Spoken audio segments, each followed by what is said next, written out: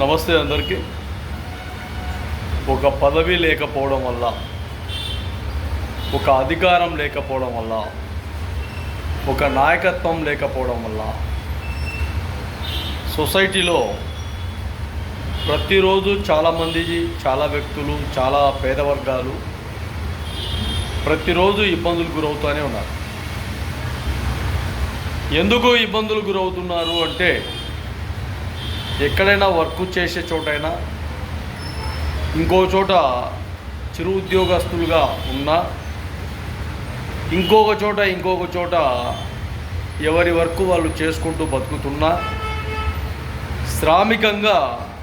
శ్రామికులు వాళ్ళ జీవన విధానాన్ని అమలు చేసుకుంటూ జీవిస్తున్నా, ఏదో ఒక విధంగా అంచనాలు తారుమారు చేస్తూ ఇబ్బందులు గురవుతూనే ఉన్నారు కొంతమంది ప్రజలు.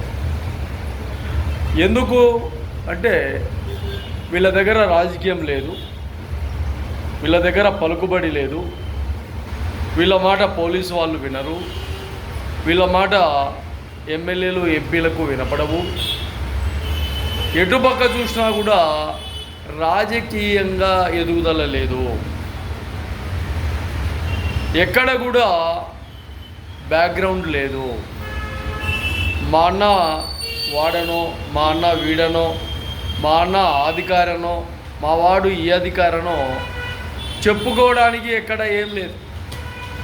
అదే కొంతమంది అయితే, మా పల్లెలో వాడున్నాడు, ఈ పల్లెలో మావాడున్నాడు, ఆ గ్రామంలో మావాడున్నాడు ఒక పార్టీ, ఈ గ్రామంలో, ఈ పల్లెలో, ఆ మండలంలో, ఈ జిల్లాలో, ఆ పట్టణంలో, ఈ సిటీలో అధికారుల దగ్గర నుండి మావాడే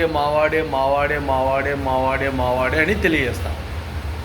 ఇలా చెప్పడానికి ఈ పేద వర్గాలలో ఇలాంటి వ్యక్తిత్వం లేదు. సరే, రాజకీయం లేదు, పక్కన పెట్టేద్దాం. అధికారం కోసమైనా చదువుకుంటారు అంటే అక్కడ కూడా ఇబ్బందులు గురవుతూనే ఉంటారు.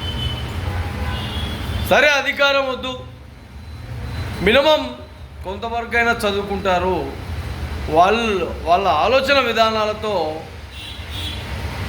సమాజంలో ఉంటారు, బతుకుతారు అనుకుంటే అక్కడ కూడా ఇబ్బందులు గురయ్యే ప్రమాదంలోనే ఉంటారు. కాబట్టి ఎక్కడైతే అధికారాన్ని, విద్యా విధానాన్ని, పొలిటికల్గా ముందుకు వచ్చే విధానాలు అమలు చేసుకోండి, అప్పుడే ముందుకు వస్తాం. బాగా గుర్తుపెట్టుకోండి.